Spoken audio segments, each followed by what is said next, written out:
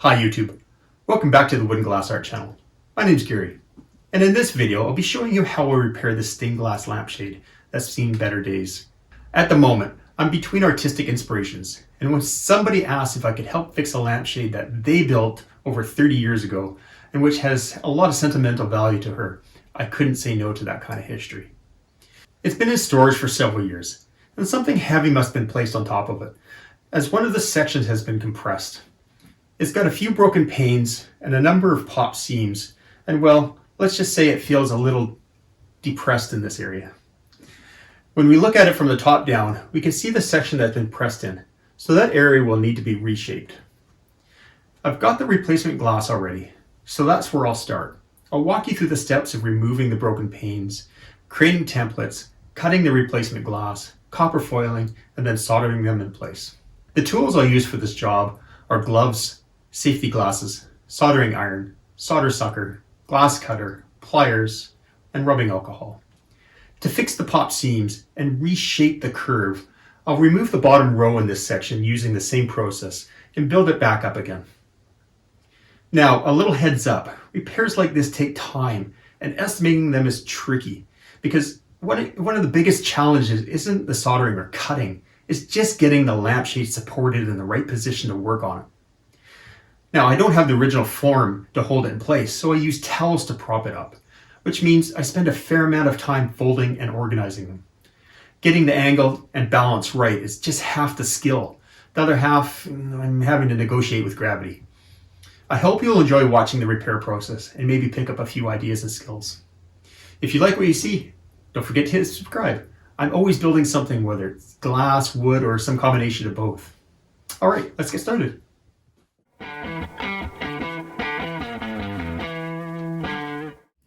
So at this point, I've replaced 3 of the 5 broken panes, this one and these 2. And my thought is I won't take you through the whole process of replacing every single pane. There is 5 of them, but I did save this one here for the demonstration. It's quite an interesting shape. There's quite a bit of a fracture in this one, so I'm not going to be able to save this piece of glass to create a pattern from it. So once it's removed and I clean it up, I'll show you it being cleaned up. I'll create the pattern. I'll show you how to do that. And what I'm going to use to remove the solder is this device. It's called a solder sucker, and it's one of the larger versions. I've tried to use a smaller version, but they just fill up too fast. I'm forever cleaning it after every 1 or 2 extractions. So this one allows me to do 10, 15 extractions before I have to clean it out.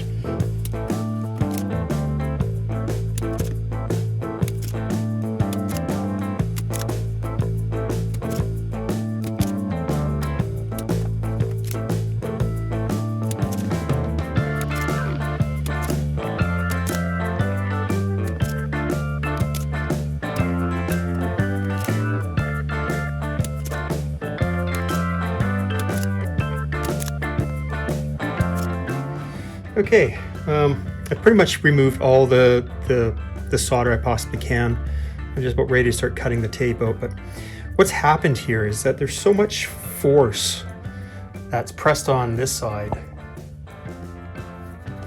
where the compression happened that's actually relating over here, and when I've removed the solder over here, it's actually popped this seam out even further than I expected it.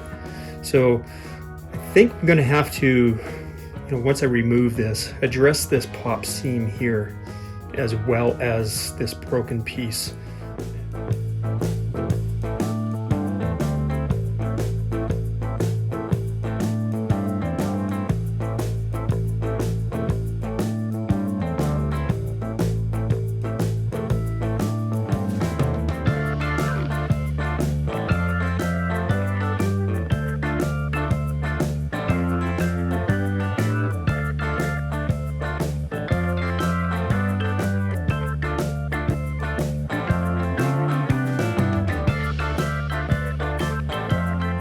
So I flipped it around a little bit just for better visuals. So as you can see, in this piece here where it was, you can still see there's copper foil. Now we need to clean that out. Sometimes it's quite easy, as easy as peeling it with your fingernails. A lot of times it really takes a gentle prod with a very sharp knife. If it's still not getting clean in the corners, you need to apply more heat just to get that solder softened up. You can pull the remaining foil off. There we go. Still a little bit more cleanup in the corners that needs to be done.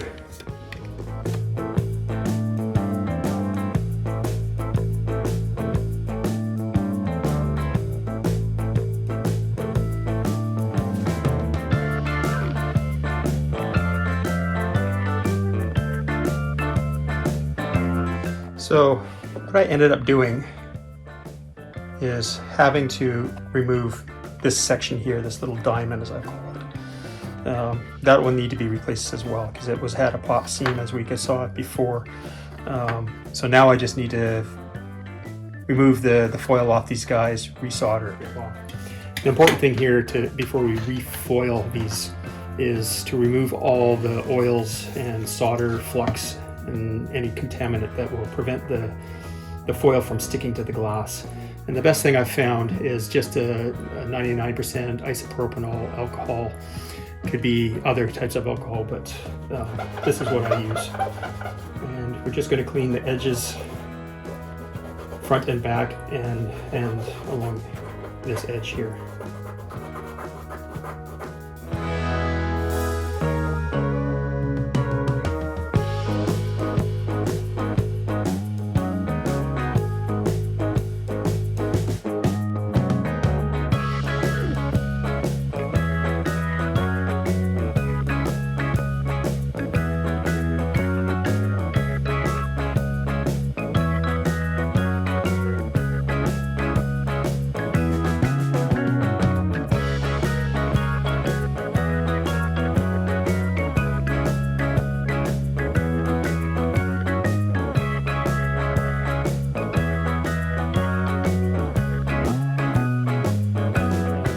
While I was cleaning out the inside of the lamp, it turned out I needed to remove yet another piece.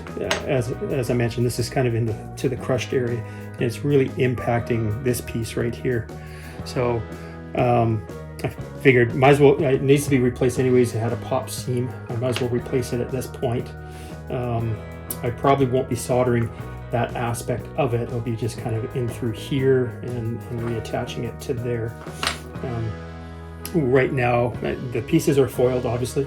Now I'm going to concentrate on foiling this aspect. Now this can be fairly complicated for ever having to fold the towels and reposition the lampshade. So I'm going to show you, how to foil this one edge and this one.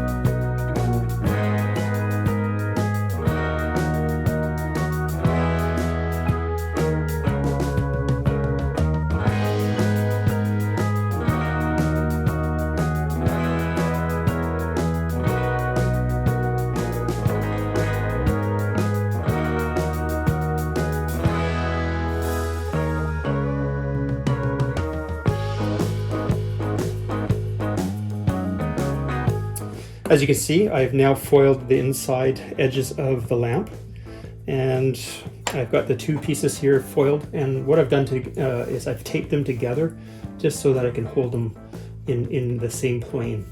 And what I've done here is I've coiled up a towel and just put it inside as a backer, so it kind of helps hold it in place. there's a lot of gappage between these pieces. So what I'm going to need to do is just kind of eyeball and tack the pieces in place. Keep the gappage as best as possible. These are fairly large seams, so I want to kind of recreate the same seams. I don't want to, put, one tiny seam and then one really large seam. So I'm just trying to balance it out. So I'm gonna tack that.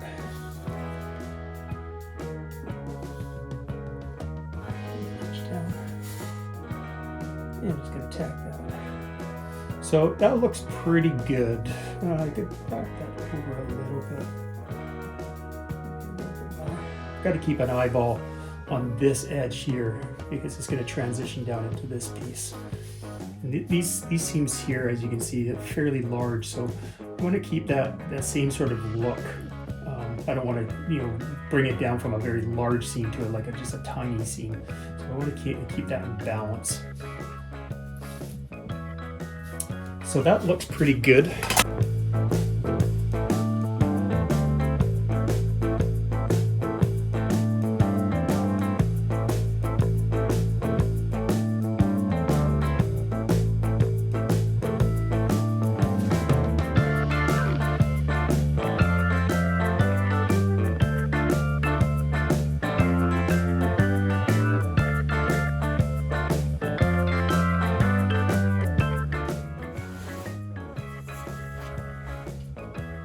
And I've got a piece of cardboard, and I'm going to tape that in place.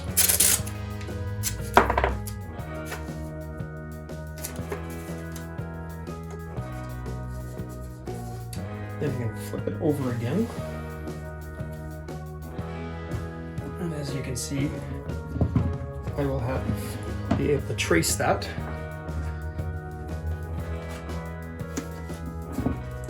Hold it with my hand.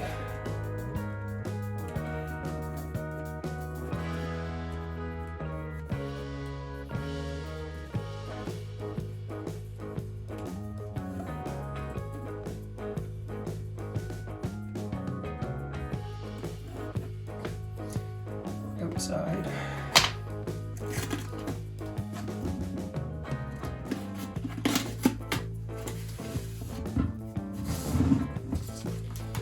And there's my template. So I like to use the pattern scissors when I cut templates. A lot of people don't. I've just learned that's the way I create the patterns, and it usually works out pretty good for me. This one has, just the kerf for foil.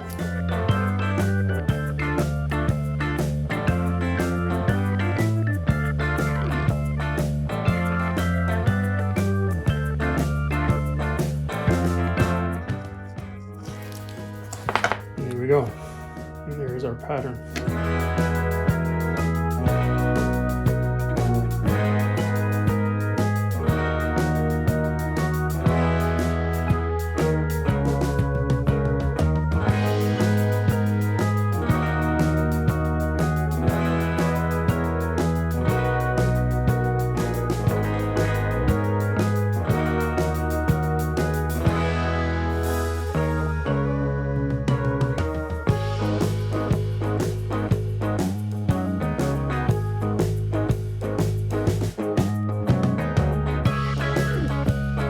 Okay, I've finished grinding, and I've just put a little tape handle on here, which makes it a lot easier to hold it in place.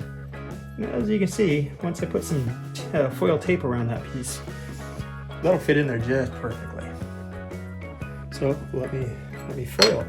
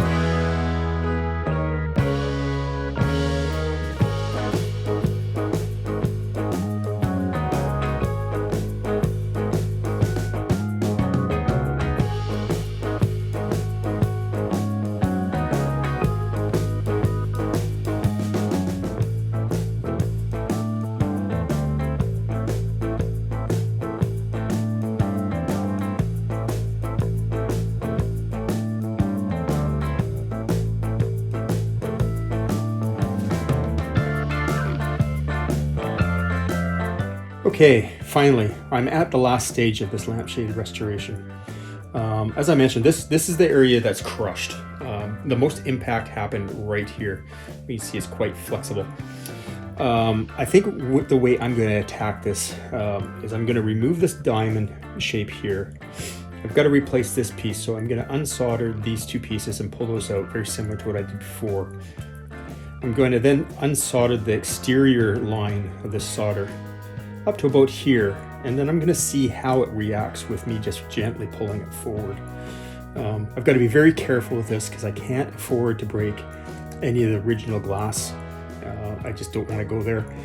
So it's just going to be slow, methodical tests, see what happens. And I think the worst case scenario is me just taking this whole wing off, resoldering everything and attempting to put it back in the curve that it needs to go. That's the worst case scenario. So I finally got the pieces extracted. I wasn't able to pull it forward, so I just ended up pulling the pieces out that were in this area. And I'm standing back and looking at it, and there's too much more damage with the pop seams for me to potentially just play around here and then work my way that way. I just don't know what the curve aspect is. So I think ultimately I'm just going to have to remove that section. As you see, I've extracted all the pieces from here. I've recreated this one. This one was the one that was shattered. What I've done here, which I just kind of thought about this, how to create that curve. And so what I've done here, I've actually hot glued in a sheet of thin cardboard. It's just hot glued against the stable glass along the top of that area, and it's going to give me just enough of the curvature to follow for the shade. I'm going to need to just kind of hand hold it while I just tack the seams, but once it's tacked, then I can actually start shaping the curve of the glass pieces. Now, at this stage, I really wanted to show in this video how I put these pieces back together following the curve. But I was just finding it too difficult to hold the piece, find the correct gap level that allowed it to stay in balance across the board. These pieces aren't tight fitting, so I can't fit them all tight together because there would just be a huge amount of large solder lines. So I've had to unsolder it a few times. I've had to refoil it a few times. So unfortunately, I haven't been able to show you. But if you're trying to do this on your own, just patience is the key, and just slowly, methodically, figure it out. Putting this cardboard backing that follows the curve of the lamp, that's a deal. That's perfect. It's just an idea I had, and it's actually worked out quite good. I can put my finger behind that and just kind of hold it in balance while I find the correct gap level, and then I just tack it. So currently right now these are all tacked, and I'm just going to work my way through putting these pieces back on, and then I'm going to take this piece out and probably take this piece out and refoil them, because we've got quite the pop seam there. I may even go as far as taking this one out as well.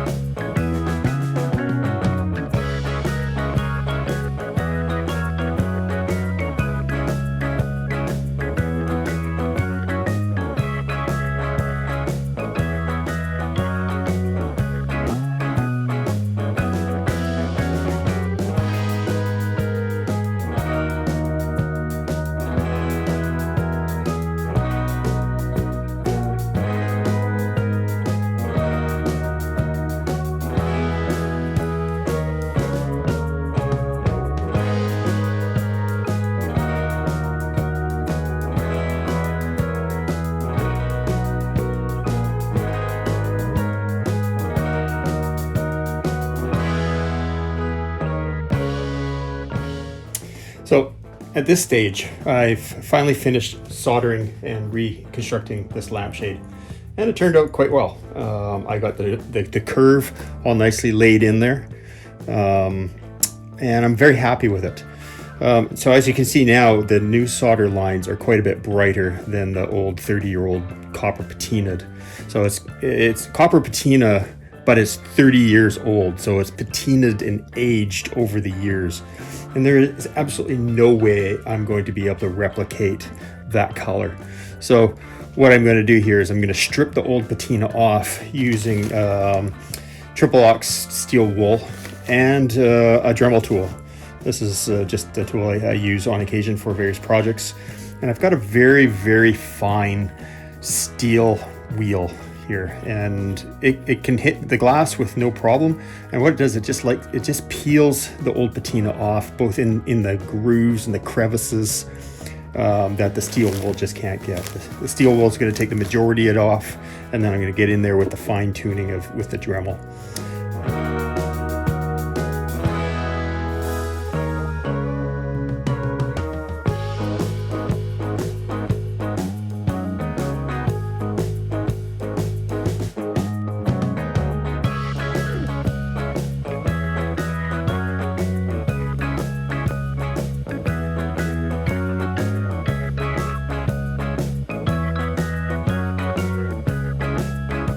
Well, I'm almost finished this lampshade restoration. The last major step was to strip all the old patina off. As you can see, all the patina is now back down to its silver look, both inside and out. Roughly 2.5 hours to do all that using the steel wool Dremel tool. Yeah, it was a bit of work, but anyways, it's come down to its original solder seam. I'm going to re-copper patina it, and this is the type of solution that I use.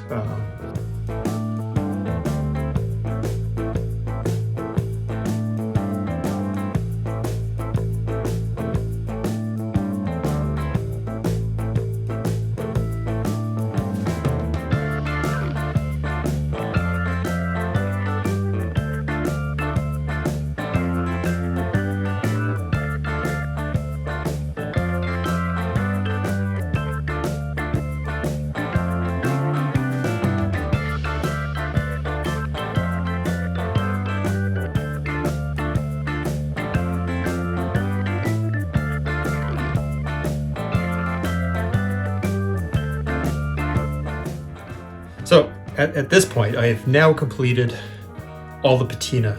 Now this took a lot of time, around 2 hours to strip all the old patina off, apply the new patina. When I had the first coat finished, I found that there was still a lot of darkness to the solder lines, which meant I didn't get all the old patina off, but I'm not going to be able to get it 100% down without grinding it right down and resoldering the lines. So at this stage, I feel like I've done a very good job with getting the patina, the lines nice and bright and copper looking. As the instructions go for the copper patina is to put a paste wax. And I'm not endorsing this product, but what I like about this one is it's a Canuba wax. It's a car wax. And it's the type of wax I use to seal the patina.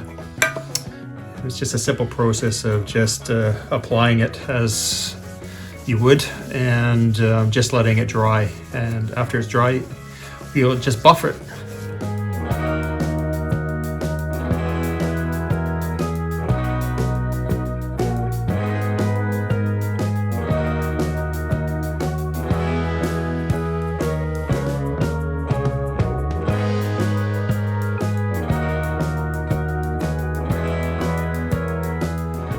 And after waiting for around 8 hours to let the wax harden up, it's time to buff it out. I've already gone through the process of buffing this out, but right now what I'm doing is I'm fine tuning. Using this denture brush. I find these very good. They're a nice hard bristle. They got two different types of profiles, and they're just a really good brush. So if you're just looking for a cheap brush for doing such things, just go to the drugstore, pick up one of these. Yeah, so I'm just kind of working my way through each of the solder lines to remove what's remaining of the wax. And once I've done this, this project's done.